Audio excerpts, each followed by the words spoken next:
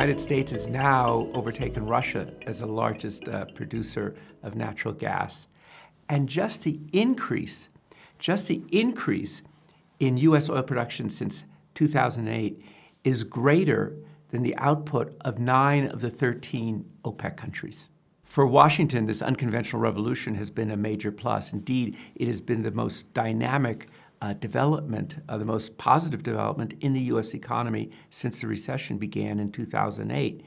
And has been clear from what President Obama has said, one reason that the Obama administration has embraced shale gas is not only its energy terms, but what it means for the competitiveness of the United States, and in particular, what it means in terms of jobs.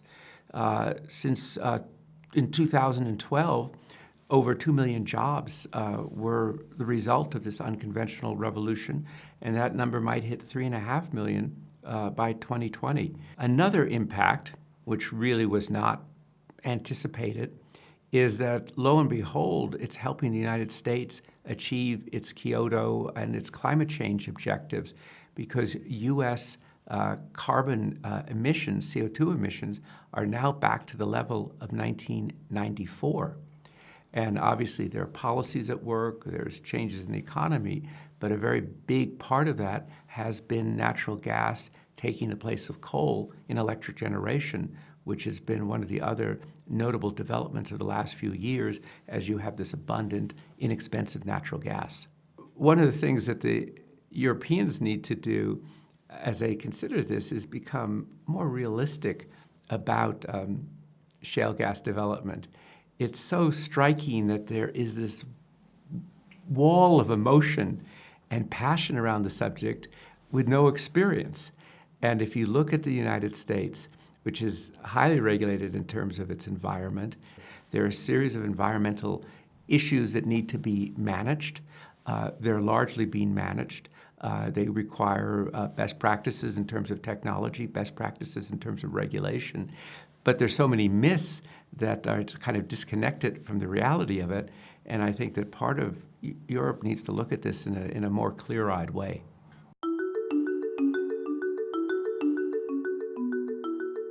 Up until 2004, it was thought that the price of oil would stay around $20 a barrel, other commodities would be low.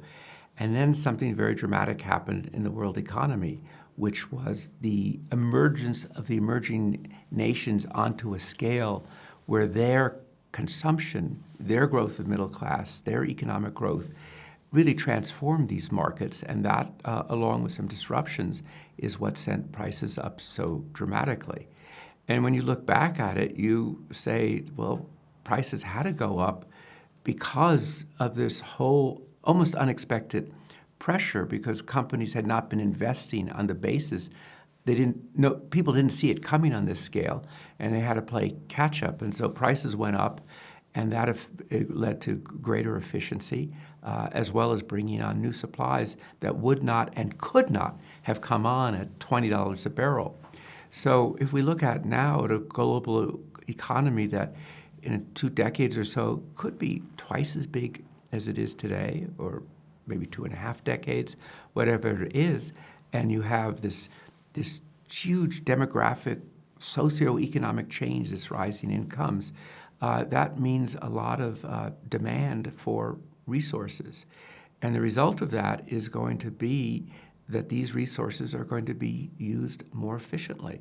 And people are going to find ways to use them more efficiently, and the stimulus is going to be there. I mean, just take one simple example, which was that it was in response to rising prices that the fuel efficiency targets for automobiles in the United States was doubled. Doubling fuel efficiency targets for automobiles in the world's largest gasoline market has a big global impact. So I think there are 2 dimensions to look at this in the years ahead. One is, what do companies, what do innovators do to increase efficiency in which productivity of resources? And the other is, how do these emerging markets make sure that they are building more resource-efficient infrastructures in the future, and not looking back to the kind of really rather inefficient industries and consumption patterns they have.